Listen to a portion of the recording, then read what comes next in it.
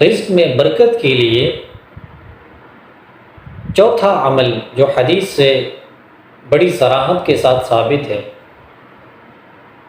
بڑا ہی مختصر عمل ہے لیکن اس کی برکات بہت زیادہ۔ حدیث میں فرمایا ثلاثۃ کلہم ضامن علی اللہ،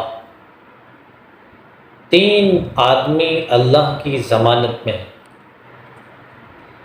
ان عاش رزق وکفیہ، فرمایا کہ اگر یہ زندہ رہیں گے تو اللہ ان کو رزق دیں گے اور ان کی ضروریات پوری کریں گے۔ ان میں سے ایک شخص وہ ہے رجل دخل بیتہ فسلم، جو گھر میں داخل ہو اور گھر والوں پر سلام کرے، اگر گھر والے نہیں تب بھی سلام کرے۔ یہ الترغیب و ترہیب کی روایت ہے صحیح۔